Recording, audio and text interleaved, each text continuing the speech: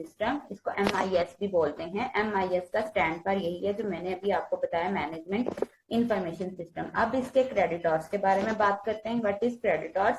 Hours का मतलब घंटे के। इस सब्जेक्ट को हमने एक वीक में कितने घंटे पढ़ना है? 3 आवर्स हमने पढ़ना है इस सब्जेक्ट को। लेकिन अब इसकी डिवीजन कैसे हुई है? ये वाला जो फर्स्ट पोर्शन होता है ये हमें थ्योरी को बेस करवा रहा होता है, और नेक्स्ट जो पोर्शन होता है ये लैब वर्क को करवा रहा होता है। इट्स मीन कि यहाँ पे 3 के 3 हमने जो थ्योरी में लिख दिए हैं ये कंसीडर करवा रहा है कि ये टोटली थ्योरी बेस्ड सब्जेक्ट है, थ्योरी बेस्ड हमारे पास कोर्स मौजूद है, और इसमें कोई लैब नहीं है, 0 कंसीडर हो रही है। तो इसमें हम टोटली ये देखेंगे कि हमारे पास ओवरऑल थ्योरी में कि हमारे पास मैनेजमेंट इंफॉर्मेशन क्या है, कितनी चीजों को डिस्कस किया गया है, किन पॉइंट्स को डिस्क्राइब किया गया है।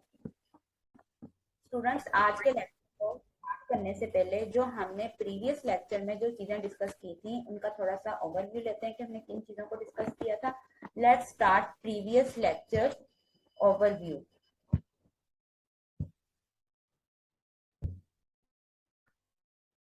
ERP stands for Enterprise Resources Planning, E for Enterprise, R for Resource, P for Planning। Enterprise Resource Planning की अब डेफिनेशन देखते हैं ये हमारे पास क्या है। Let's start। Enterprise Resource Planning, ERP is an integrated computer-based system used to manage internal and external resources including tangible assets, financial resources, materials and human resources. Tangible assets वो वाले होते हैं जिनको हम लोग टच कर सकते हैं या नहीं कर सकते। अब इसके अंदर हम आपको फर्क बताते हैं कि टेंजिबल और इनटेंजिबल में क्या होता है। टेंजिबल का मतलब है टचेबल चीज, और इनटेंजिबल वो जिसको हम टच नहीं कर सकते। इसमें हमारे पास वो एसेट्स आ जाते हैं लाइक बिल्डिंग्स आ जाती हैं, या फिर हमारे पास वो तमाम चीजें आ जाती हैं। फाइनेंशियल रिसोर्सेज वो रिसोर्सेज जो कि हमारे डाटा को देखते हुए फाइनेंशियली वर्क करवा रहे हैं, हमारा मटीरियल्स देख रहे हैं। ह्यूमन रिसोर्सेज हमारे लोग कितने, एम्प्लॉयज कितने हैं, कितने लेवल से वो वर्क कर रहे हैं, उनका एक्सपीरियंस लेवल क्या है ये, या फिर उनका बजट लेवल किस तरह से लेके चलना है, उसको हम ह्यूमन रिसोर्सेज कहते हैं। जहां ERP होगा वहां बिजनेस इन्वॉल्व हो जाता है। It is a software architecture whose purpose is to facilitate the flow of information between all business functions inside the boundaries of the organization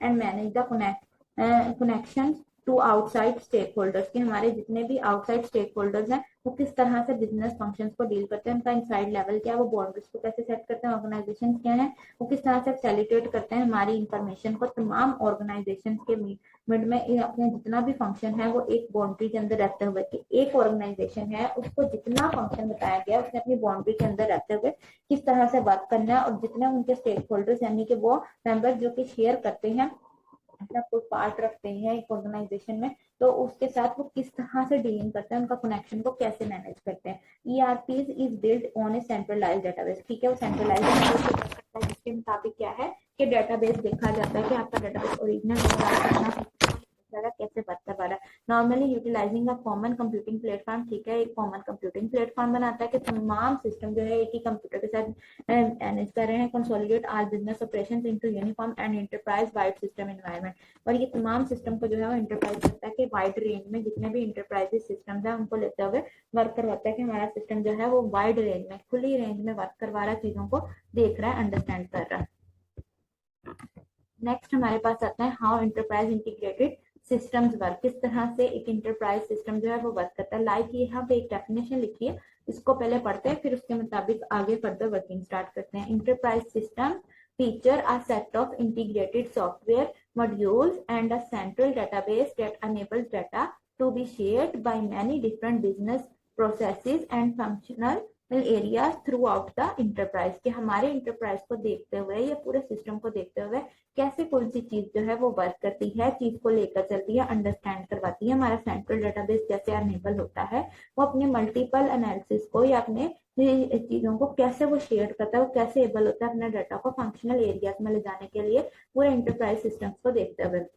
अब इसमें हम इंटरप्राइज सिस्टम्स के इंटीग्रेशन को देखें। इनमें हम क्या करेंगे, सेलेक्ट हमने कहा एक सेंट्रलाइज्ड डेटाबेस होता है, उसके मुताबिक तमाम सिस्टम को मैनेज करता है। उसमें सेंट्रलाइज्ड डेटाबेस जो होता है वो एक कॉमन कंप्यूटिंग सिस्टम के साथ वर्क करता है कि ओवरऑल बताता है कि कॉमन कंप्यूटिंग सिस्टम है जैसे वर्क कर उसमें finance and accounting, sales and marketing, human resources, manufacturing and production. अच्छा, फाइनेंस एंड अकाउंटिंग में देखते हैं कौन कौन से टर्म्स आती हैं। वो कहता है कैश ऑन हैंड, आप फॉरन कैश दे रहे हैं, कोई चेक्स वगैरह नहीं कर रहे। अकाउंटेबल रिसीवेबल के हमने जी अकाउंट्स रिसीवेबल रखने के ऐसी टर्म जो कि उनको हमने अकाउंट का रिसीवेबल, कस्टमर क्रेडिट जिनको हमने कह दिया हाँ हाँ पैसे हमने दे दिए, हाफ देने। रेवेन्यू क्या होता है, जितना हमारे पास रेवेन्यू कि हमारा काम कितना हुआ, हमारा बजट कितना आया, चीजें कितनी कंसीडर हुई है, वो सारी चीजें आ जाती हैं। अब आते हैं ह्यूमन रिसोर्सेज पे, हमारा आवर्स वर्क कितना है, लेबर कॉस्ट क्या है, और जॉब स्किल्स क्या है, किस तरह से रहते हुए इन चीजों को वर्क करता है, उनके ऑन लेवल क्या है, किस तरह से वो चीजों को बयान कर रहा है, क्या उनकी लेबर कॉस्ट क्या है, उनका स्किल्स क्या है, कैसे वो चीजों को एक्सप्लेन कर रहा है। सेल्स एंड मार्केटिंग में आता है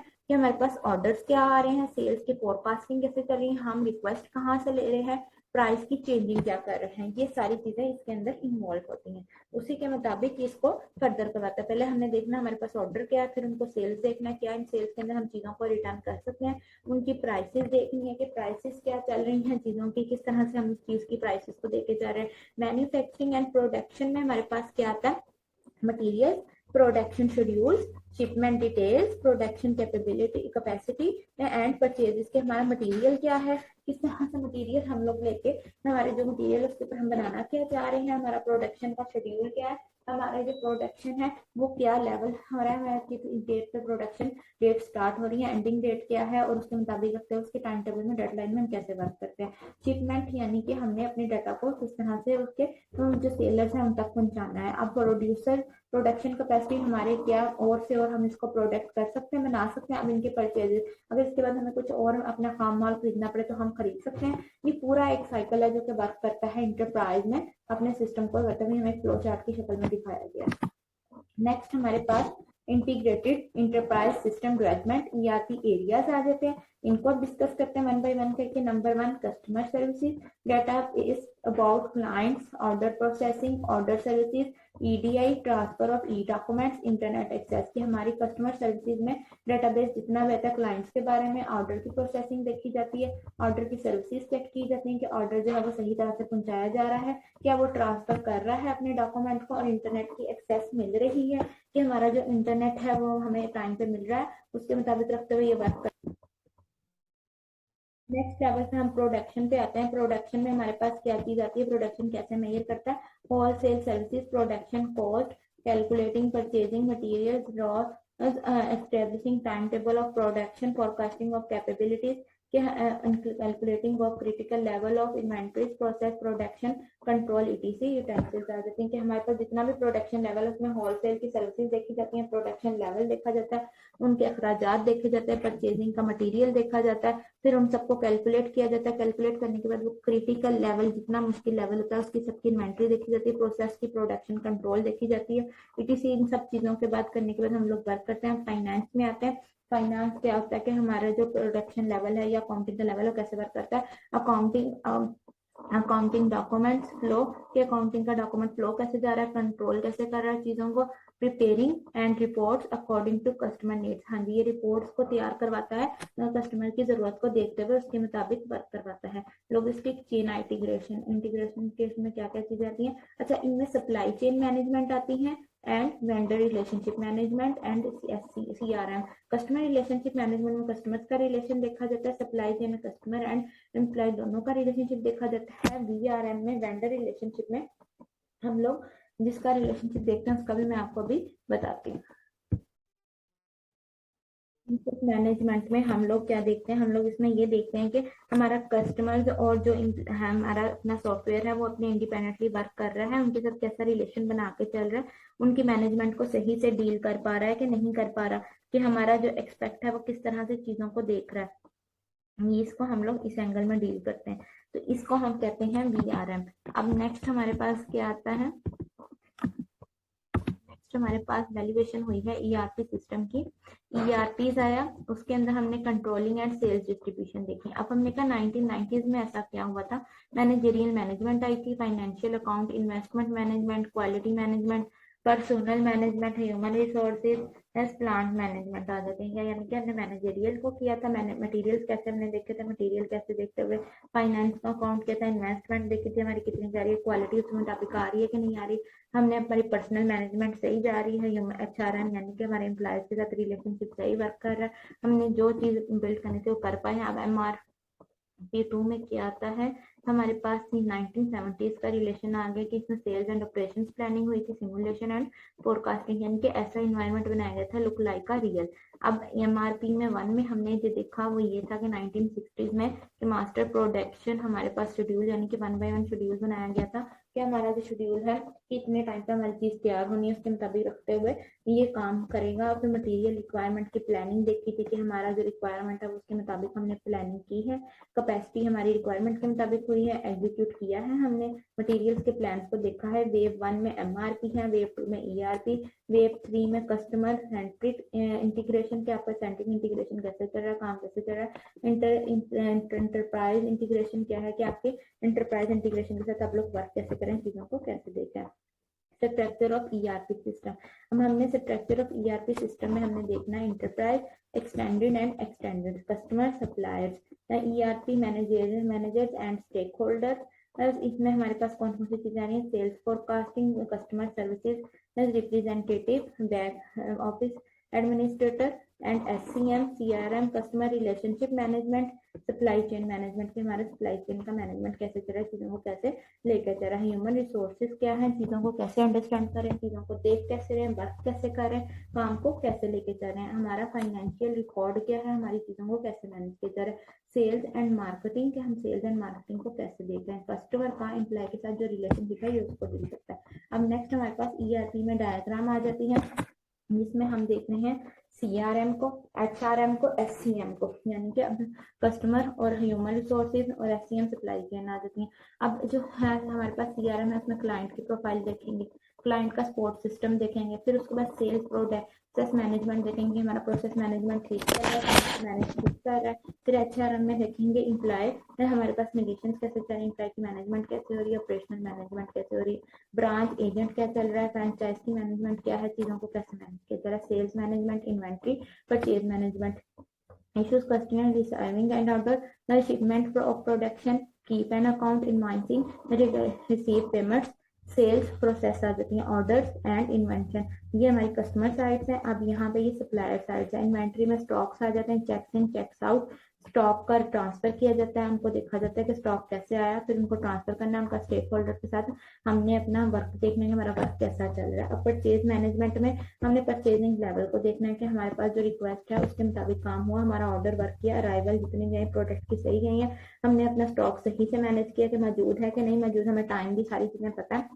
नेक्स्ट हम कहते हैं अपने अकाउंटेंट में हमने नजर रखनी है इसकी पेमेंट लेवल क्या है, किस तरह से वर्क कर रहा है। फिर हम देखते हैं data analysis reports and then data analysis report में हमने डाटा माइनिंग को मेजर किया कि हमने किस किस फील्ड को लेके चले, उनका स्टॉक्स को देखा, डाटाबेस एनालिसिस किया। फिर यहाँ इन्वेंट्री से ही निकला प्रोडक्शन मैनेजमेंट, जो कि रॉ मटेरियल देख रहा है कि आपने जो अपना एक मटेरियल तैयार करने के लिए आपने कहाँ से रब्ता किया, लाइन मैनेजमेंट के 1 by 1 आप किस मैनेजमेंट को देखना है, प्रोडक्शन शेड्यूलिंग फॉरकास्टिंग, फिर प्रोडक्शन आपका लेवल क्या है, फिर शेड्यूलिंग फॉरकास्टिंग क्या है। आईटी मैनेजमेंट में हम लोग आईटी के यानी कि अपना पब्लिसिटी लेवल चेक करते हैं किस तरह से ये मैनेज करता है। अच्छा, यहाँ पे जो पेमेंट है ना वो जाके अकाउंटेबल पेएबल पे लगती है। अब यहाँ पे जो आता है वो एसेट्स का मैनेज किया कि हमारी जो एसेट्स हैं या जितने भी हमने खर्चा किया जो भी किया वो क्या क्या है, हमारा रिकॉर्ड का मेंटेन हमने करना है, अपनी फाइल मैनेजमेंट को देखनी है। अब यहाँ पे आए अकाउंट पेएबल पे, फिर ये अकाउंट पेएबल राब्ता करता है एलसीजीएल ओवर अकाउंट से, फिर ये राब्ता करता है अकाउंट रिसीवेबल से, तब जाके हमें अकाउंट के रिसीवेबल मिलते हैं। यानी कि यहाँ से होता हुआ अगर इसको देखें तो 2 वे,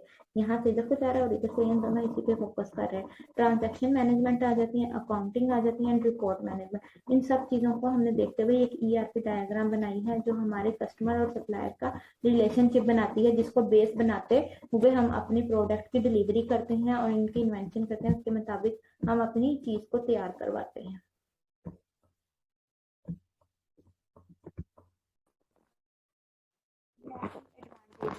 एडवांटेजेस, एंटरप्राइज रिसोर्स प्लानिंग के एडवांटेजेस और डिसएडवांटेजेस क्या हैं इनको हम डिस्कस करते हैं। इनमें हमें बेनिफिट्स क्या मिलते हैं। ERP automate business process and unable enable and process a change that bring a lot benefits in operational activities such like cost reduction, cycle time reduction, productivity improvement, quality improvement, customer services improvement। ERP जो automate business process होता है, ये हमें इस काबिल बनाता है कि हम लोग एक बिजनेस चेंज ला सकते हैं अपने बेनिफिशियल ऑपरेशन में, जिससे हमारी कॉस्ट कम हो सकती है, हमारा साइकिल टाइम रिड्यूस हो सकता है, हमारी प्रोडक्टिविटी इंक्रीज हो सकती है, क्वालिटी लेवल इंक्रीज हो सकता है जिसमें हमें क्वालिटी में इंप्रूवमेंट मिलती है, कस्टमर सर्विसेज इंक्रीज हो सकती है विद द सेंट्रलाइज्ड डेटाबेस। जब हम एक सेंट्रलाइज्ड डेटाबेस पे बिल्ड करते हैं, build and data analysis capabilities की डाटा एनालिसिस कैपेबिलिटीज क्या चाहिए, किस तरह से वर्क कर रहा है, वो system is helping in managerial activities. System किस तरह से हेल्प करता है हमारी मैनेजेरियल एक्टिविटीज को देखते हुए। For example better resource management, better resource क्या है, मैनेजमेंट कैसे चल रही, किस तरह से मूव ले रहे हैं, improve decision making and planning, improve performances आ जाती हैं कि हमारी जो परफॉर्मेंसेज हैं उनको इंप्रूव करते हुए वर्क करता है। ERP system with their large scale business improvement, हमारे पास की इन्वॉल्वमेंट होती है, इंटरनल और एक्सटर्नल इंटीग्रेशन कैपेबिलिटीज देखी जाती हैं, can assist in achieving strategical benefits such as support business growth, build business innovations, build cost leadership, generate product differentiate, include customization, build external linkage customers and suppliers, enabling e-commerce। कि हमारे पास जितना भी system है उसको एक large scale पे देखते हुए उसके अंदर इन्वॉल्वमेंट चेक की जाती है, इंटरनल एंड एक्सटर्नल दोनों की। फिर उसके बाद हम लोग क्या करते हैं, एक बिल्ड करते हैं बिजनेस इनोवेशंस को, जो कि हमें एक पोस्ट बिल्ड करके देती है, जो कि लीडरशिप और जनरेट करती है हमारे प्रोडक्ट डिफरेंशिएट को, जिसके अंदर हम अपनी कस्टमाइजेशन को देखते हैं कि हमारा कस्टमर लेवल कैसे जा रहा है, चीज को हम लोग कैसे एक्सप्लेन कर रहे हैं, फिर उनके साथ अपना लिंक कैसे बना रहे हैं, एनेबल कैसे कर रहे हैं ई कॉमर्स को, कि ई कॉमर्स हमारे पास किस तरह से वर्क कर सकती है। ERP system has integrated a standard application architecture which provides an infrastructure that can build business flexibility for current and future changes, IT cost reductions, increased IT infrastructure capability, की infrastructure की किस तरह से capability है, क्या work कर रही है, कैसे लेके चल रही है, आपका स्टैंडर्ड एप्लीकेशन फॉर्मेट क्या है, हम किस तरह से प्रोवाइड कर रहे हैं इंफ्रास्ट्रक्चर को, जो कि बिल्ड करती है हमारी फ्लेक्सिबिलिटी को करंट और फॉर फ्यूचर चेंजेस के लिए, कि हमारा जो करंट है यानी कि जो अब हमारा हाल चल रहा है, जो प्रेजेंट इन्वायरमेंट है, फिर उसके अंदर फ्यूचर चेंजेस किस तरह से आ सकती हैं, IT कॉस्ट रिडक्शन कैसे हो सकती है, हमारी कैपेबिलिटी इंफ्रास्ट्रक्चर की कैसे बढ़ सकती है, the integrated information processing capabilities of ERP can support organizational changes, facilitate business learning, build common vision, change employee behavior, increase employee moral and satisfaction। कि आपके एम्प्लॉय का मोरल एंड सेटिस्फेक्शन लेवल क्या है, किस तरह से आप लोग उनकी कैपेबिलिटीज को देख सकते हैं, उसके अंदर कोई कैसे कर सकते हैं, ये सब चीजें हमारी बेनिफिशियल में आती हैं। नेक्स्ट हमारे पास पर्सनल टर्नओवर, की हमारी टर्नओवर क्या आ सकती है, कि हम पर्सनली एक चीज को कैसे टैकल कर सकते हैं। कंपनीज कैन इम्प्लाई, ठीक है, वो अप्लाई करती है मैनेजर को, एक मैनेजर को देखते हुए लैकिंग करती है एजुकेशन को इन द कंपनी में ERP के प्रपोजिंग करती है changes in the business practices that are out of synchronization with the best utilization of the company selected ERP के सिलेक्टेड ERP को देखते हुए किस तरह से हम लोग इसके अंदर वर्क कर सकते हैं, चीजों को कैसे चला सकते हैं। एंड पता है customization ERP software is limited, हाँ जी हमें पता है जितने भी हम ERP की कस्टमाइजेशन करेंगे वो लिमिटेड होगी, लिमिट से हम लोग बाहर नहीं जा सकते।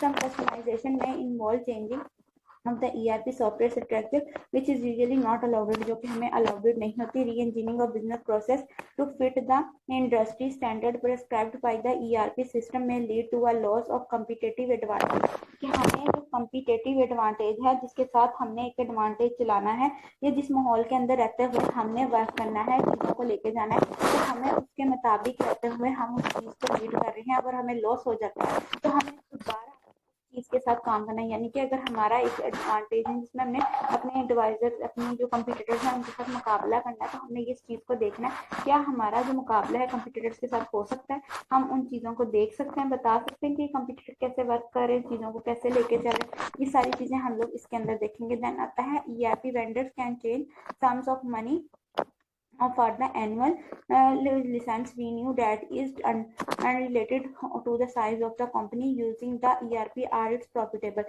कि जितना भी ERP सिस्टम है वो काफी एक्सपेंसिव हो सकता है मल्टीनेशनल कंपनीज के लिए और वो चेंज कर सकता है अपने सम ऑफ मनी यानी कि जमा की मनी है, यानी कि उनकी जो भी सम वैल्यूज होती हैं, सम ऑफ वैल्यूज, उन सबको वो चेंज कर सकता है, उसके अंदर बेनिफिशियल प्रॉफिट्स वो निकाल सकता है चीज़ों को। मतलब जब टेक्निकली जब हम सपोर्ट करते हैं किसी चीज़ को, technically support person replies to the callers that are inappropriate for the callers corporate structure।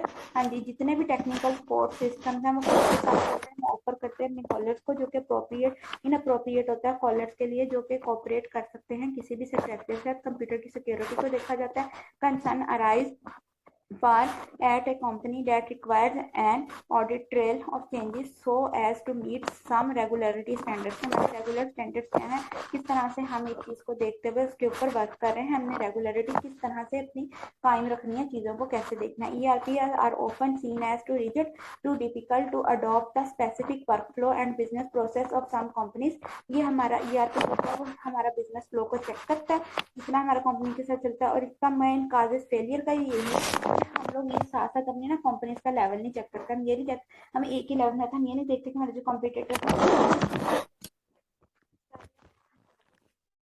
उनकी जो सेल्स हैं वो किस तरह से इंक्रीज है, हमें उसके मुताबिक अपनी चीजों को लेके जाना था। अब हम आगे हैं, हमारे इसी पॉइंट से स्टार्ट हो गए हैं इसके disadvantages.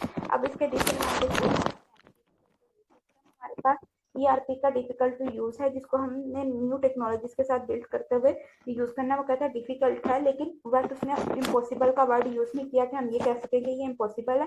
System are too restrictive and do not low much flexibility in implementation and usage. System जो होता है वो रिस्ट्रिक्टिव है उसको यूज करना, लेकिन हमें अलो करता है बहुत सारी फ्लेक्सिबिलिटी, जिसकी वजह से हम लोग क्या करते हैं इम्प्लीमेंटेशन एंड यूजेज में कि हमें आसानी होती है, हम इसको कर सकते हैं। System can suffer from the weakest link. हाँ जी, सिस्टम जो है वो वीकेस्ट लिंक, जितना भी कम से कम हमारा पॉइंट होता है उसके मुताबिक वर्क करता है। Problem and inefficient and in one department or at one of the partners में इफेक्ट अदर पार्टिसिपेंट्स को देखते हुए ये उसके ऊपर इफेक्ट कर सकता है कि हमारा जो एक पार्टनर है वो डिफेक्ट कर रहा है चीजों को। Many of the integrated links need high accuracy in other applications to work efficiently. A company can achieve minimum standards, then over time dirty data will reduce the reliability of some applications। कि हमारी अदली applications कैसे चल रही हैं, हम किस तरह से उनको रिलायबल लेके चल रहे हैं। डर्टी क्या हमारा डाटा जो है वो हमारी टाइम वेस्टेज को तो नहीं कर रहा। ये भी एक हमारे पास इंटीग्रेटेड लिंक में ऐसा हो जाता है कि हमें एक्यूरेट चीजें नहीं मिल पाती। Once a system is established switching cost are very high for any one of the partners, reducing flexibility and strategic control at the corporate level. कि हमारे कॉर्पोरेट लेवल को देखते हुए किस तरह से ये वर्क कर रहा है, उनका लेवल किस तरह से देखा जा रहा है। The blurring of company boundaries can cause problems in and accountability lines of responsibility and employees moral. के हमारे एम्प्लॉयज या मॉरल को देखते हुए हम किस तरह से अपनी अकाउंटेबिलिटी को सेट करते हैं, अपनी बाउंड्रीज कैसे सेट करते हैं, उसके अंदर चीजों को कैसे देखते हैं। Resistance in sharing sensitive internal information between departments can reduce the effectiveness of the software.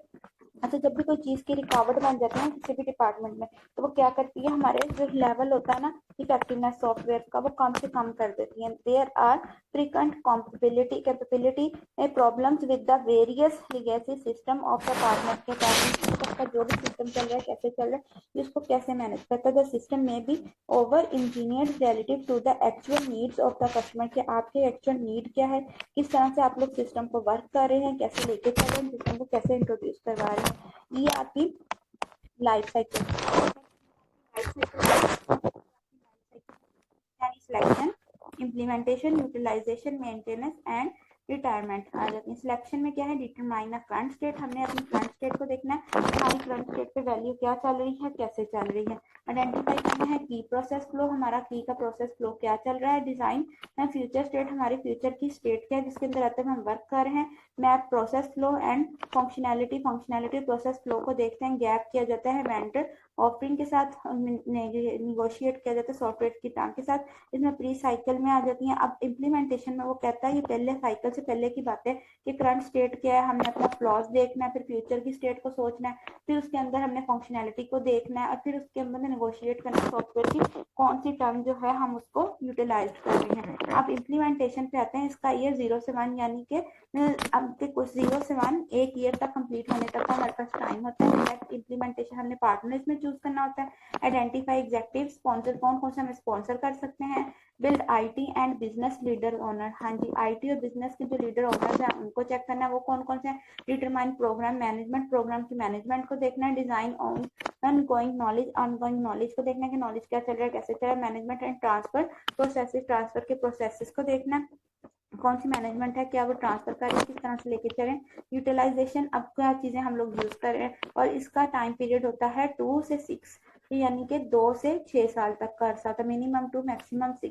Software is now at full usage, software जो है आपका मुकम्मल तौर पर यूज होना चाहिए। बिजनेस रिक्वायरमेंट्स आर कलेक्टेड, जितने भी आप बिजनेस की रिक्वायरमेंट्स देख रहे हैं वो सबको आपने इकट्ठा करना है, किसके लिए, फ्यूचर इनहांसमेंट के लिए, कि फ्यूचर में कोई चेंजिंग करनी है उसको बढ़ाना। Changes in business effect software usage, जो कि सॉफ्टवेयर यूजेज पे इफेक्ट होती हैं उसके मुताबिक रखते हुए उसकी बात करवाते हैं। अब मेंटेनेंस मिनिमम इसके पास 7 ईयर्स का टाइम होता है और मैक्सिमम 10 ईयर्स का। सम रेगुलरिटी इनहांसमेंट आर प्रोवाइडेड, जितने भी रेगुलरिटी प्रोडक्ट में, यानी कि इतने रेगुलर चीजें आती हैं कि एक के बाद एक चेंजिंग आप लोग इसमें कर सकते हैं। Regularity vendor is likely to decomposition आ जाती है। Sport are to encourage and upgradation, कोई भी आपकी चेंजिंग आए तो उसके साथ साथ वेंडर क्या करता है कि आप लोग चेंजिंग करें और चीजों को प्रोडक्ट के अंदर लेकर आए, उसके मुताबिक वर्किंग करवाएं, कि आप अपडेट अप टू डेट करते जाएं चीजों को, वर्क लेके जाए। रिटायरमेंट में क्या आता है, the replacement of software is now required as customization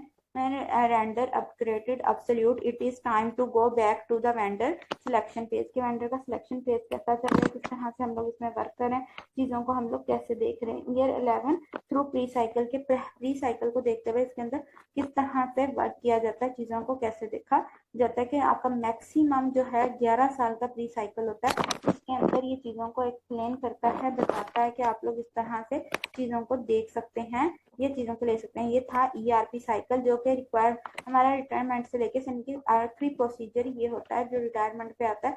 ये चीज को एक्सप्लेन करता है कि हमारा जो डाटा लेवल था वो कैसे चीज को एंड पे लेकर गया, हमने अपनी एक जो रिक्वायरमेंट थी हमने उसको तैयार कर लिया। ओवरव्यू ले चुके हुए हैं, अब हम आज जो टॉपिक पढ़ना है उस लेक्चर को स्टार्ट करते हैं। Let's start today's lecture now. Trends of ERP development, ERP development का जो ट्रेंड्स है इससे मराद हमारे पास यही है कि रिवाज आजकल क्या चल रहा है या क्या चीजें जो है वो करंट में आ रही हैं, इनको देखते हुए हम लोग वर्क करते हैं। ERP enterprise resources planning, ERP initiates are most common, किनको इनिशिएट करता है। Number 1 upgrade, let's start upgrade. Upgrade क्या होता है, जिसके अंदर चीजें हम लोग 1 by 1 करके, यानी कि जो चीजें चेंजिंग आती जा रही हैं उनको अपडेट करते जा रहे हैं। इन 2008 a meaningful percentage of companies were going through major and minor upgrade of their ERP environment, के ईआरपी इन्वायरमेंट के अंदर मेजर और माइनर कौन सी चीजें हैं जिनके अंदर हम लोग उसके अपग्रेड कर सकते हैं, एनवायरमेंट को चेक कर सकते हैं, देख सकते हैं कि चीजें कैसे जा रही हैं। रैशनलाइज एंड स्टैंडर्डाइज्ड, के स्टैंडर्डाइज और रैशनलाइज चीजें कुछ तरह से वर्क करें, कैसे चीजों को देख रहे हैं। Many diversified companies that have grown by equations now face a significant challenges in that they have multiple ERP vendors and installation running, के ERP vendors and installation किस तरह से रन कर रहे हैं, चीजों को कैसे देख रहे हैं, वर्किंग को कैसे लेके जा रहे हैं। improve process consistency and reduce internal super cost, and many companies have embarked on a long term strategy to standardize on a single instance single vendor ERP strategy। अच्छा, जब हम यहाँ पे नेशनलाइजेशन की बात करते हैं, स्टैंडर्डाइजेशन की, कि हमने किस तरह से अपने जो सिस्टम है या ERP है उसकी ग्रोथ कैसे करनी है, सिस्टम को कैसे लेके जाना है, उनका सिक्वेंशियल लेवल क्या होगा, उनकी इंस्टॉलेशन कैसे करेगा, सिस्टम कैसे वर्क करेगा, उनको कंसिस्ट कैसे करेंगे, हम रिड्यूस कैसे करेंगे अपनी इंटरनल कॉस्ट को, कौन सी कंपनी के साथ हम ये मार्क करते हुए ज्यादा अरसे तक लंबा अपना सिस्टम चला सकते हैं, सिंगल इंस्टेंस को दे सकते हैं, ERP की स्ट्रेटेजी कैसे वर्क कर सकते हैं। अब मल्टी टायर यानी कि मल्टी लेवल, मल्टी टायर से मराद ही मल्टी लेवल होता है। थर्ड ट्रेंड ये है कि जब आपके पास ऐसी स्ट्रेटेजी आ जाए, ऐसा क्राइटेरिया आ जाए जिसमें आप 3 लेवल्स में जाते हुए वर्क करते हैं। Multi tier ERP strategy seems to run counter to the notation आ जाती है ERP standardization, but it is a visible strategy for a companies with a number of smaller subsidies, कि इसमें सब्सिडीज को देखते हुए हम विजिबल कैसे, वायबल कैसे हो सकते हैं अपनी स्ट्रेटेजी को किसी भी कंपनी के अंदर, जो कि हमारे लिए बेनिफिशियल होती है, कि मल्टीलायर के हम एक के बाद एक लेयर आती जा रही है, उसके अंदर हम तमाम लेयर्स को एक साथ कैसे मैनेज करें, चीज़ों को कैसे अंडरस्टैंड कर रहे हैं।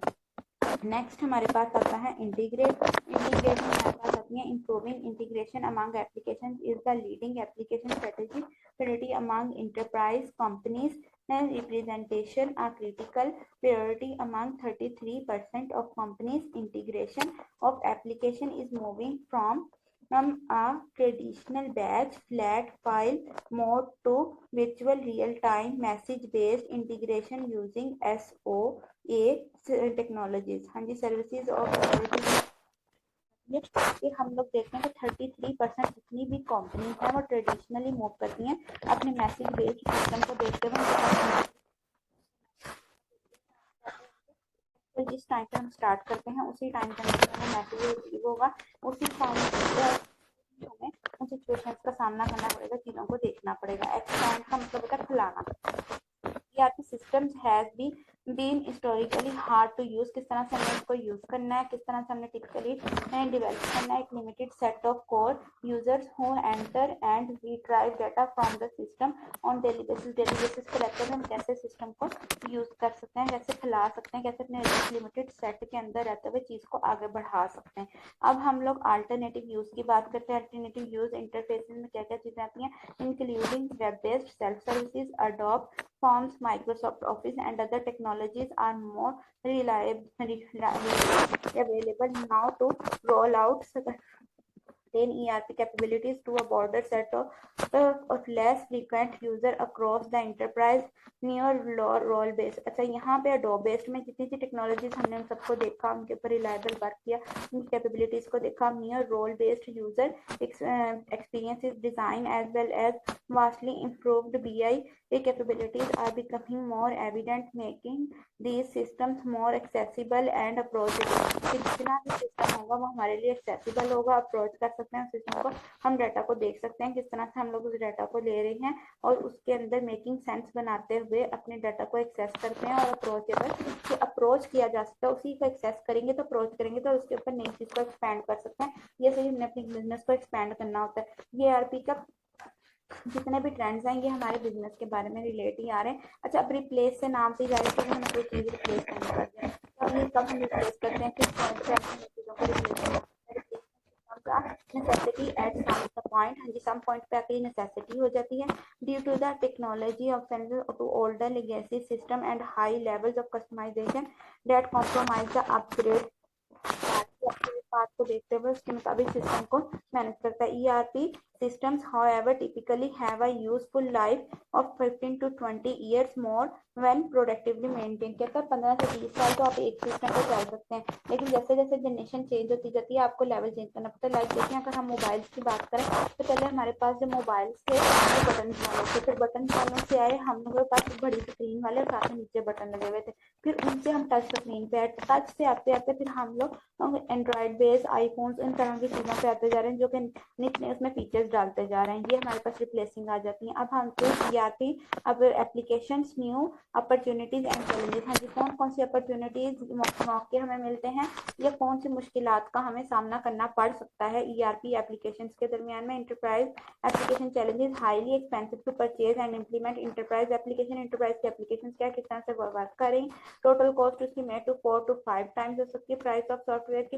Requires fundamental changes, technology changes, business process changes आ सकती हैं, ऑर्गेनाइजेशनल की चेंजेस क्या आ रही हैं, किस तरह से वर्क कर रही हैं, चीजों को कैसे लेके जा रही हैं। अब इन और हमारे पास स्विचिंग कॉस्ट क्या है, depending on software vendor, software किस तरह से वर्क कर रहा है, चीजों को कैसे लेके चल रहा है, क्या एक्सप्लेन कर रहा है, किसके मुताबिक करता है। और रिक्वायर्स डाटा स्टैंडर्डाइजेशन, डाटा का स्टैंडर्डाइजेशन लेवल क्या है, मैनेजमेंट क्या है, किस तरह से रहता है, हम उसकी क्लिनजिंग कर रहे हैं। नेक्स्ट हमारे पास आता है जो नया problem, new generation enterprise application. New generation में, नेक्स्ट जनरेशन में क्या क्या आ सकती हैं, enterprise situation suits, open source and on demand application, service platform, portal, enterprise solutions and suits में रिप्लेसिंग स्टैंड अलोन इंटरप्राइज में CRM, SCM, customer relationship, supply chain management, ये तमाम चीज़ें जो है ये एक स्टैंड अलोन वर्क नहीं करती हैं, इसके मुताबिक तमाम सिस्टम को वर्क करना पड़ता है। Make these application more flexible, ये जितनी भी एप्लीकेशन है वो हमारे लिए फ्लेक्सिबल हो सकती हैं, वेब एनेबल्ड हो सकती हैं, इंटीग्रेटेड विद अदर सिस्टम, हम दूसरे सिस्टम के साथ कैसे वर्क करें। ओपन सोर्स के आप एक सोर्स के अंदर रहते हुए या एक डिमांड के अंदर रहते हुए किस तरह से वर्क करते हैं। सास एंड सेल्फ सोर्स .com, सास वो सिस्टम जो कि हम HCI में पढ़ते हैं कि हमारा जो सिस्टम है वर्क कर रहा है, सिस्टम पर मैं आपको एक्सप्लेन करती हूँ। स्टैंड फॉर होता है सॉफ्टवेयर एज अ सर्विस, जिसमें हमारे पास एक सॉफ्टवेयर जो है सर्विस प्रोवाइड करता है, हमें बताता है कि हम उसके अंदर कैसे रहते हुए उस सर्विस को गेन कर सकते हैं, अचीव कर सकते हैं, या किसी भी लाइसेंस ले रहे हैं या हम होस्टेड कर रहे हैं कैसे हम उस डाटा को देखते हैं। सर्विसेज प्लेटफॉर्म में क्या होता है, वो प्लेटफॉर्म जिसके अंदर हम इंटीग्रेट करते हैं अपनी मल्टीपल एप्लीकेशंस को, जो कि डिलीवर करते हैं a seamless experiences for all parties order to cash process. कहता है कि ऐसे प्रोसेस पे ऐसी सर्विसेज पे आप अमल करें जो पे आप ऑर्डर टू कैश पे आ जाए, कि आपने ऑर्डर दिया उधर से ही आपको कैश में प्रोसेस आपका हो गया सारा, आपको उसमें जो रेवेन्यू ना बना करना पड़े, अकाउंट पेबल में ना जाना पड़े या लाइबिलिटीज में ना जाना पड़े। पोर्टल्स में आ जाते हैं कि ऐसी चीजें जो हम सर्विसेज के थ्रू पोर्टल्स के थ्रू देनी पड़ रही हैं, इनको हम ऑनलाइन सर्विसेज में लेके जा रहे हैं। Increasingly new services delivered through portal, जितनी भी हमारी न्यू सर्विसेज हैं उनको हम अपने पोर्टल्स यानी कि अपनी ऑनलाइन सर्विसेज के थ्रू दे रहे हैं और उनके मुताबिक वर्क करवा रहे हैं। ये थे हमारे पास इंटरप्राइज के अपॉर्चुनिटीज जितनी भी हमें न्यू मिलती हैं और चैलेंजेस। हम इस लेक्चर को एंड करने से पहले जो हमने आज लेक्चर में पढ़ा है उस लेक्चर का थोड़ा सा ओवरव्यू ले लेते हैं कि हमने आज के लेक्चर में क्या चीजें पढ़ी थी, किन चीजों को डिस्कस किया था। कि let's start today lectures overview.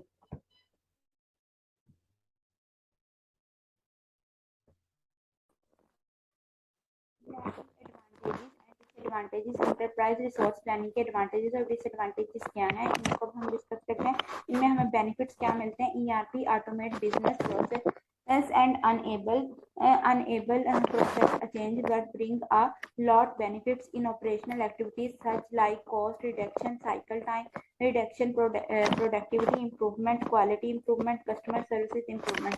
ERP जो ऑटोमेट बिजनेस प्रोसेस होता है, ये हमें इस काबिल बनाता है कि हम लोग एक चेंज ला सकते हैं अपने बेनिफिशियल ऑपरेशन में, जिससे हमारी कॉस्ट कम हो सकती है, हमारा साइकिल टाइम रिड्यूस हो सकता है, हमारी प्रोडक्टिविटी इंक्रीज हो सकती है, क्वालिटी लेवल इंक्रीज हो सकता है जिसमें हमें क्वालिटी में इंप्रूवमेंट मिलती है, कस्टमर सर्विसेज इंक्रीज हो सकती हैं विद द सेंट्रलाइज डाटाबेस। जब हम एक सेंट्रलाइज डाटाबेस पे बिल्ड करते हैं, build on and data analysis capabilities की, डाटा एनालिसिस की कैपेबिलिटीज क्या चाहिए, किस तरह से वर्क कर रहा है वो system is helping in managerial activities. System किस तरह से हेल्प करता है हमारी मैनेजेरियल एक्टिविटीज को देखते हुए। For example better resource management, better resource क्या है, मैनेजमेंट कैसे चल रही है, किस तरह से मूव ले रहे हैं। Improve decision making and planning, improve performances आ जाती हैं कि हमारी जो परफॉर्मेंसेज हैं उनको इंप्रूव करते हुए वर्क करता है। ERP systems with their large scale business improvement, हमारे पास की इन्वॉल्वमेंट होती है।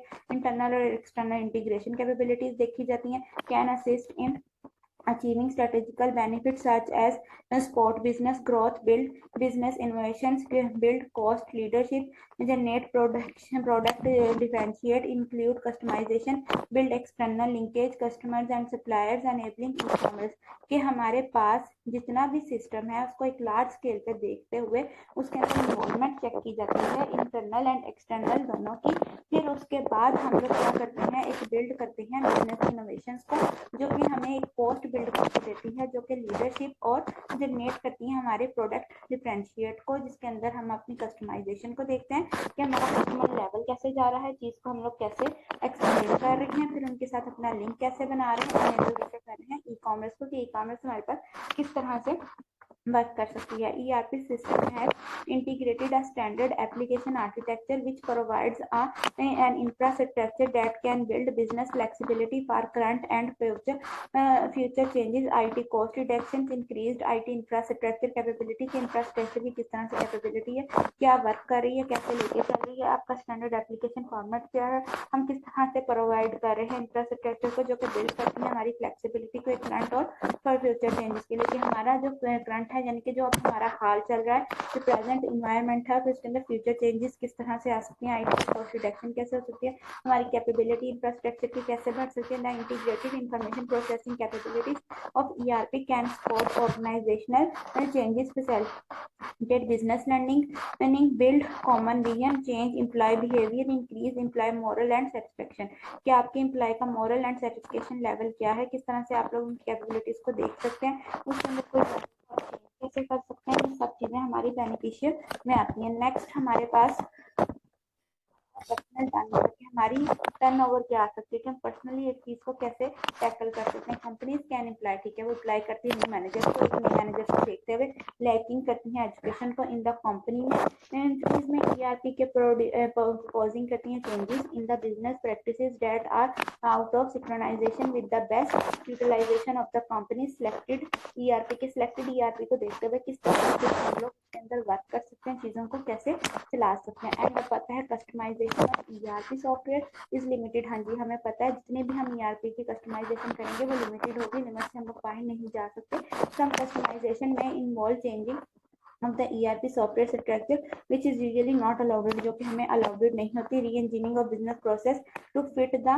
industry standard prescribed by the ERP system may lead to a loss of competitive advantage, कि हमें जो competitive advantage है जिसके साथ हमने एक advantage चलाना है या जिस माहौल के अंदर रहते हुए हमने वर्क करना है, चीजों को लेके जाना है, तो हमें उसके मुताबिक रहते हुए हम उस चीज को लीड कर रहे हैं, अगर हमें लॉस हो जाता है तो हमें दोबारा चीज के साथ काम करना है। यानी कि अगर हमारा एक एडवांटेज है जिसमें हमने अपने एडवाइजर अपने जो कंपटीटर्स हैं उनके साथ मुकाबला करना है, तो हमने इस चीज को देखना है क्या हमारा जो मुकाबला है कंपटीटर्स के साथ हो सकता है, हम उन चीजों को देख सकते हैं, बता सकते हैं कि कंपटीटर कैसे वर्क कर रहे हैं, चीजों को कैसे लेके चले, ये सारी चीजें हम लोग इसके अंदर देखेंगे। देन आता है ERP vendors can change sums of money for the annual license renew that is unrelated to the size of the company using the ERP are its profitable, कि जितना भी ERP सिस्टम है वो काफी एक्सपेंसिव हो सकता है मल्टीनेशनल कंपनीज के लिए और वो चेंज कर सकता है अपने सम ऑफ मनी, यानी कि जमा की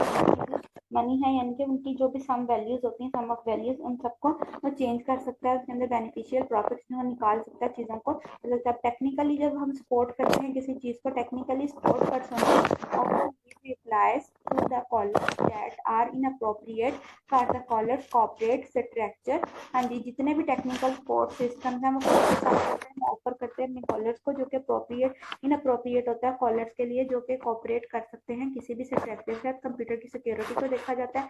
concern arise for at a company that requires an audit trail of changes so as to meet some regularity standards। हमारे रेगुलर स्टैंडर्ड्स क्या है, किस तरह से हम एक चीज को देखते हुए उसके ऊपर वर्क कर रहे हैं, हमने रेगुलरिटी किस तरह से अपनी कायम रखनी है, चीजों को कैसे देखना है। ERP are often seen as too rigid, too difficult to adopt the specific workflow and business process of some companies। ये हमारा ERP होता है वो हमारा बिजनेस फ्लो को चेक करता है जितना हमारा कंपनी के साथ चलता है, और इसका मेन काजेस फेलियर का यही है हम लोग ये साथ साथ अपने ना कंपनीज का लेवल नहीं चेक करते, हम ये नहीं कहते हम एक ही लेवल में, हम ये नहीं देखते कि हमारे जो कॉम्पिटिटर उनकी जो सेल्स हैं वो किस तरह से हमें उसके मुताबिक अपनी चीजों को लेके जाना था। अब हम आगे हैं हमारे इसी पॉइंट से स्टार्ट हो गए हैं इसके डिसएडवांटेजेस। अब इसके डिसएडवांटेज हमारे पास ERP का डिफिकल्ट टू यूज है, जिसको हमने न्यू टेक्नोलॉजीज के साथ बिल्ड करते हुए यूज करना, वो कहता है डिफिकल्ट है, लेकिन वर्ड उसने इम्पॉसिबल का वर्ड यूज नहीं किया कि हम ये कह सकेंगे ये इम्पॉसिबल है। System are too restrictive and do not low much flexibility in implementation and usage. System जो होता है वो रिस्ट्रिक्टिव है उसको यूज करना, लेकिन हमें अलो करता है बहुत सारी फ्लेक्सिबिलिटी, जिसकी वजह से हम लोग क्या करते हैं इम्प्लीमेंटेशन एंड यूजेज में कि हमें आसानी होती है, हम इसको कर सकते हैं। System can suffer from the weakest link. हाँ जी, सिस्टम जो है वो वीकेस्ट लिंक जितना भी कम से कम हमारा पॉइंट होता है उसके मुताबिक वर्क करता है। Problem and inefficient and in one department or at one of the partners में इफेक्ट अदर पार्टिसिपेंट्स को देखते हुए ये उसके ऊपर इफेक्ट कर सकता है कि हमारा जो एक पार्टनर है वो डिफेक्ट कर रहा है चीजों को। Many of the integrated links need high accuracy in other applications to work efficiently. A company can achieve minimum standards, then over time dirty data will reduce the reliability of some applications। कि हमारी अगली applications कैसे चल रही हैं, हम किस तरह से उनको reliable लेके चल रहे हैं, dirty में क्या हमारा डाटा जो है वो हमारी टाइम वेस्टेज को तो नहीं कर रहा। ये भी एक हमारे पास इंटीग्रेटेड लिंक में ऐसा हो जाता है कि हमें एक्यूरेट चीजें नहीं मिल पाती। once a system is established, switching costs are very high for any one of the partners, reducing flexibility and strategic control at the corporate level। कि हमारे corporate level को देखते हुए किस तरह से ये वर्क कर रहा है, उनका लेवल किस तरह से देखा जा रहा है। The blurring of company boundaries can cause problems in and accountability lines of responsibility and employees moral। के हमारे एम्प्लॉयज या मॉरल्स को देखते हुए हम किस तरह से अपनी अकाउंटेबिलिटी को सेट करते हैं, अपनी बाउंड्रीज कैसे सेट करते हैं, उसके अंदर चीजों को कैसे देखते हैं। Resistance in sharing sensitive internal information between departments can reduce the effectiveness of the software. अच्छा, जब भी कोई चीज की रुकावट बन जाती है किसी भी डिपार्टमेंट में, तो वो क्या करती है, हमारे जो लेवल होता है ना इफेक्टिवनेस सॉफ्टवेयर का, वो कम से कम कर देती है। There are frequent capability problems with the various legacy system of the partner. के पार्टनर का जो भी सिस्टम चल रहा है, कैसे चल रहा है, उसको कैसे मैनेज करता है। द सिस्टम में भी over engineered relative to the actual needs of the customer. के आपके एक्चुअल नीड क्या है, किस तरह से आप लोग सिस्टम को वर्क कर रहे हैं, कैसे लेके चल रहे हैं, सिस्टम को कैसे इंट्रोड्यूस करवा रहे हैं।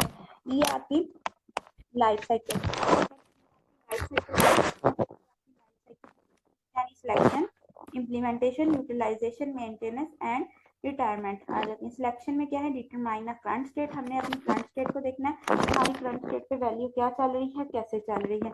आइडेंटिफाई करना है की प्रोसेस फ्लो, हमारा की का प्रोसेस फ्लो क्या चल रहा है। डिजाइन है फ्यूचर स्टेट, हमारी फ्यूचर की स्टेट क्या है जिसके अंदर रहते हुए हम वर्क कर रहे हैं।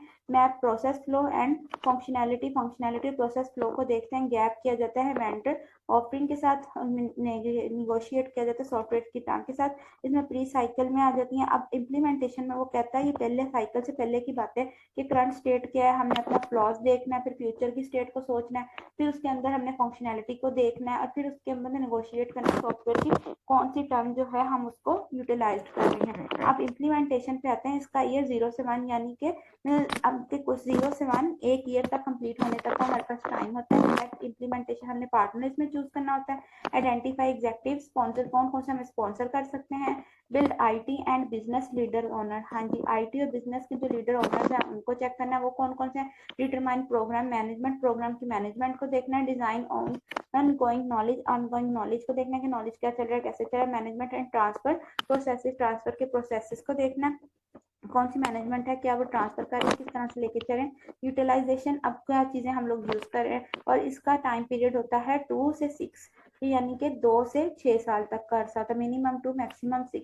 Software is now at full usage, software जो है आपका मुकम्मल तौर पर यूज होना चाहिए। बिजनेस रिक्वायरमेंट्स आर सिलेक्टेड, जितने भी आप बिजनेस की रिक्वायरमेंट्स देख रहे हैं वो सबको आपने इकट्ठा करना है। किसके लिए, फ्यूचर इन्हांसमेंट के लिए, कि फ्यूचर में कोई चेंजिंग करनी है उसको बढ़ाना। Changes in business structure effects software usage, जो कि सॉफ्टवेयर यूजेज पे इफेक्ट होती हैं उसके मुताबिक रखते हुए उसके बात करवाते हैं।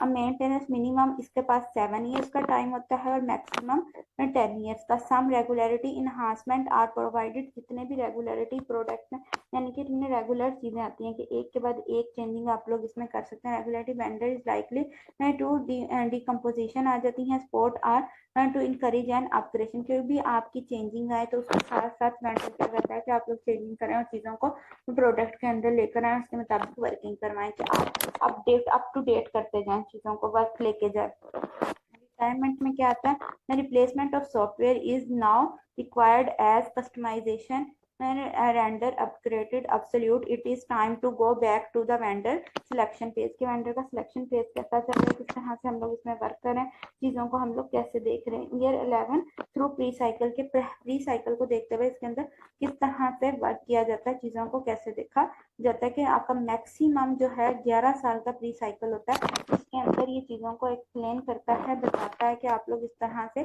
चीजों को देख सकते हैं, ये चीजों को ले सकते हैं। ये था ईआरपी साइकिल, जो कि रिक्वायर्ड हमारा रिटायरमेंट से लेके इनकी आखिरी प्रोसीजर ये होता है जो रिटायरमेंट पे आता है। ये चीज को एक्सप्लेन करता है कि हमारा जो डाटा लेवल था वो कैसे चीज को एंड पे लेकर गया, हमने अपनी एक जो रिक्वायरमेंट थी हमने उसको तैयार कर लिया।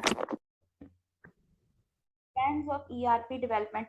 ईआरपी डेवलपमेंट का जो ट्रेंड्स है, इससे मराद हमारे पास यही है कि रिवाज आजकल क्या चल रहा है या क्या चीजें जो है वो करंट में आ रही हैं, इनको देखते हुए हम लोग वर्क करते हैं। ERP enterprise resources planning, ERP initiates are most common, किनको इनिशिएट करता है? Number 1 upgrade. Let start upgrade. Upgrade क्या होता है? जिसके अंदर चीजें हम लोग 1 by 1 करके, यानी कि जो चीजें चेंजिंग आती जा रही हैं उनको अपडेट करते जा रहे हैं। इन 2008 a meaningful percentage of companies were going through major and minor upgrade of their ERP environment. के ईआरपी इन्वायरमेंट के अंदर मेजर और माइनर कौन सी चीजें हैं जिनके अंदर हम लोग उसके अपग्रेड कर सकते हैं, एनवायरमेंट को चेक कर सकते हैं, देख सकते हैं कि चीजें कैसे जा रही हैं। रैशनलाइज एंड स्टैंडर्डाइज्ड, की स्टैंडर्डाइज और रैशनलाइज चीजें कुछ तरह से वर्क करें, कैसे चीजों को देख रहे हैं। Many diversified companies that have grown by equations now face a significant challenges in that they have multiple ERP vendors and installation running, के ERP vendors and installation किस तरह से रन कर रहे हैं, चीजों को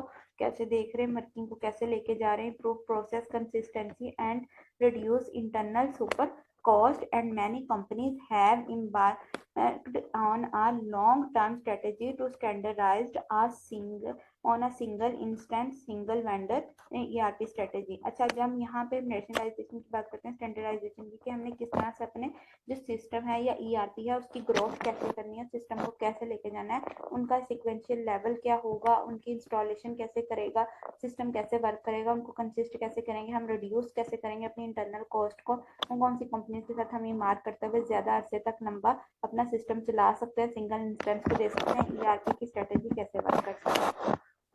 अब मल्टी टायर यानी कि मल्टी लेवल, मल्टी टायर से मराद ही मल्टी लेवल होता है। थर्ड ट्रेंड ये है कि जब आपके पास ऐसी स्ट्रेटेजी आ जाए, ऐसा क्राइटेरिया आ जाए जिसमें आप 3 लेवल्स में रहते हुए वर्क करते हैं। Multi tier ERP strategy seems to run counter to the notation आ जाती है of ERP standardization, but it is a visible strategy for a companies with a number of smaller subsidiaries, कि इसमें subsidies को देखते हुए हम विजिबल कैसे, viable कैसे हो सकते हैं अपनी स्ट्रेटेजी को किसी भी कंपनी के अंदर, जो कि हमारे लिए बेनिफिशियल होती है कि मल्टी लेयर के हम एक के बाद एक लेयर आती जा रही है, उसके अंदर हम तमाम लेयर्स को एक साथ कैसे मैनेज करें, चीजों को कैसे अंडरस्टैंड कर रहे हैं। नेक्स्ट हमारे पास आता है इंटीग्रेट। इंटीग्रेशन हमारे पास आती है improving integration among application is the leading application strategy among enterprise companies, representation a critical priority among 33% of companies। Integration of application is moving from a traditional batch flat file mode to virtual real-time message-based integration using SOA technologies. हाँ जी, services और कि हम लोग देखते हैं कि 33% जितनी भी कंपनीज हैं वो ट्रेडिशनली मूव करती हैं अपने मैसेज बेस्ड सिस्टम को देखते हुए। जिस टाइम पे हम स्टार्ट करते हैं उसी टाइम पे हमें मैसेज रिसीव होगा, उसी टाइम हमें उन सिचुएशंस का सामना करना पड़ेगा, चीजों को देखना पड़ेगा। एक्सपैंड का मतलब होता है फैलाना। ERP systems has been historically hard to use, किस तरह से हमें इसको यूज करना है, किस तरह से हमने टिपिकली डेवलप करना है। एक limited set of core users who enter and retrieve data from the system on daily basis. Daily basis पे रहते हुए हम कैसे सिस्टम को यूज कर सकते हैं, कैसे फैला सकते हैं, कैसे अपने लिमिटेड सेट के अंदर रहते हुए चीज को आगे बढ़ा सकते हैं। अब हम लोग अल्टरनेटिव यूज की बात करते हैं। अल्टरनेटिव यूज इंटरफेसेस में क्या क्या चीजें आती हैं, including web based self services, Adobe Forms, Microsoft Office and other technologies are more available now to roll out 10 ERP capabilities to a broader set of less frequent user across the enterprise near role based। अच्छा, यहाँ पे Adobe based में जितनी सी technologies हमने उन सबको देखा, उनके ऊपर रिलायबल वर्क किया, उनकी कैपेबिलिटीज को देखा। Near role based user experiences design as well as vastly improved BI capabilities are becoming more evident, making these systems more accessible and approachable। जितना भी सिस्टम होगा वो हमारे लिए एक्सेसिबल होगा, अप्रोच कर सकते हैं सिस्टम को, हम डाटा को देख सकते हैं किस तरह से हम लोग उस डाटा को ले रहे हैं और उसके अंदर मेकिंग सेंस बनाते हुए अपने डाटा को एक्सेस करते हैं और अप्रोचेबल कि अप्रोच किया जा सकता है, उसी को एक्सेस करेंगे तो अप्रोच करेंगे तो उसके ऊपर नई चीज को एक्सपैंड कर सकते हैं। ये सही हमने अपने बिजनेस को एक्सपैंड करना होता है। ये ERP का जितने भी ट्रेंड्स हैं ये हमारे बिजनेस के बारे में रिलेट ही आ रहे हैं। अच्छा, अब रिप्लेस से नाम से ही जा रहे हैं, हमें कोई चीज रिप्लेस करनी पड़ जाए, तो ये कब हम रिप्लेस करते हैं, किस पॉइंट पे हम चीजों को रिप्लेस करते हैं, नेसेसिटी एट सम पॉइंट, हाँ जी सम पॉइंट पे आके नेसेसिटी हो जाती है due to the technology of sensor to older legacy system and high levels of customization that compromise the upgrade path को देखते हुए उसके मुताबिक सिस्टम को मैनेज करता है। ERP systems however typically have a useful life of 15 to 20 years more when productively maintained। कहता है 15 से 20 साल तो आप एक सिस्टम पर चल सकते हैं, लेकिन जैसे जैसे जनरेशन चेंज होती जाती है आपको लेवल चेंज करना पड़ता है। लाइक देखिए अगर हम मोबाइल्स की बात करें तो पहले हमारे पास जो मोबाइल्स थे वो बटन वाले थे, फिर बटन वालों से आए हम लोगों के पास बड़ी स्क्रीन वाले और साथ में नीचे बटन लगे हुए थे, फिर उनसे हम टच स्क्रीन पे आए, टच से आते आते फिर हम लोग एंड्रॉइड बेस आईफोन्स इन तरह की चीजों पे आते जा रहे हैं जो कि नित्य उसमें फीचर्स डालते जा रहे हैं, ये हमारे पास रिप्लेसिंग आ जाती है। अब हम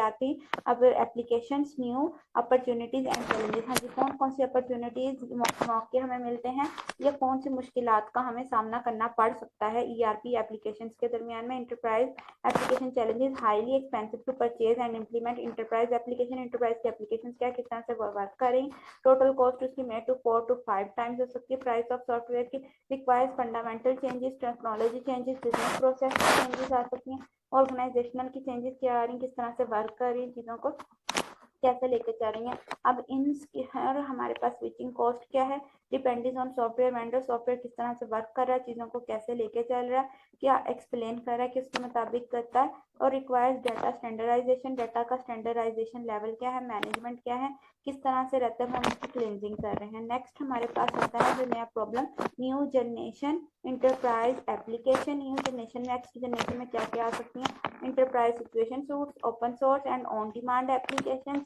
service platform, portal, enterprise solutions and suites में replacing standalone enterprise CRM, SCM, customer relationship, supply chain management, ये तमाम चीजें जो है ये एक स्टैंड अलोन वर्क नहीं करती हैं, इसके मुताबिक तमाम सिस्टम को वर्क करना पड़ता है। Make these application more flexible, ये जितनी भी एप्लीकेशन है वो हमारे लिए फ्लेक्सिबल हो सकती हैं, वेब एनेबल्ड हो सकती हैं, इंटीग्रेटेड विद अदर सिस्टम के हम दूसरे सिस्टम के साथ कैसे वर्क करें, ओपन सोर्स के आप एक सोर्स के अंदर रहते हुए या एक डिमांड के अंदर रहते हुए किस तरह से वर्क करते हैं, सास एंड सेल्फ source.com, सास वो सिस्टम जो कि हम HCI में पढ़ते हैं कि हमारा जो सिस्टम है वर्क कर रहा है, तो सिस्टम मैं आपको एक्सप्लेन करती हूँ। स्टैंड फॉर होता है सॉफ्टवेयर एज अ सर्विस, जिसमें हमारे पास एक सॉफ्टवेयर जो है सर्विस प्रोवाइड करता है, हमें बताता है कि हम उसके अंदर कैसे रहते हुए उस सर्विस को गेन कर सकते हैं, अचीव कर सकते हैं, या किसी भी लाइसेंस ले रहे हैं या हम होस्टेड कर रहे हैं कैसे हम उस डाटा को देखते हैं। सर्विसेज प्लेटफॉर्म में क्या होता है, वो प्लेटफॉर्म जिसके अंदर हम इंटीग्रेट करते हैं अपनी मल्टीपल एप्लीकेशंस को, जो कि डिलीवर करते हैं a seamless experiences for all parties order to cash process. कहता है कि ऐसे प्रोसेस पे ऐसी सर्विसेज पे आप अमल करें जो पे आप ऑर्डर टू कैश पे आ जाए, कि आपने ऑर्डर दिया उधर से ही आपको कैश में प्रोसेस आपका हो गया सारा, आपको उसमें जो रेवेन्यू ना बना करना पड़े, अकाउंट पेबल में ना जाना पड़े या लाइबिलिटीज में ना जाना पड़े। पोर्टल्स में आ जाते हैं कि ऐसी चीजें जो हम सर्विसेज के थ्रू पोर्टल्स के थ्रू देनी पड़ रही हैं, इनको हम ऑनलाइन सर्विसेज में लेके जा रहे हैं। Increasingly new services delivered through portal, जितनी भी हमारी न्यू सर्विसेज हैं उनको हम अपने पोर्टल्स यानी कि अपनी ऑनलाइन सर्विसेज के थ्रू दे रहे हैं, उनके मुताबिक वर्क करवा रहे हैं। ये थे हमारे पास इंटरप्राइज के अपॉर्चुनिटीज जितनी भी हमें न्यू मिलती हैं और चैलेंजेस। आज के लेक्चर में भी पॉइंट्स हैं उन सबको हमने डिस्कस कर लिया है, उन सबको हम क्लियरली अंडरस्टैंड कर चुके हैं, उनका ओवरव्यू देख चुके हैं, प्रीवियस का ओवरव्यू देख चुके हैं, अच्छी तरह हर पॉइंट को डिस्कस कर चुके हैं, उनको हमने डिस्क्राइब कर लिया, एलैबोरेट कर लिया है। Now this is end of the lecture. Allah Hafiz.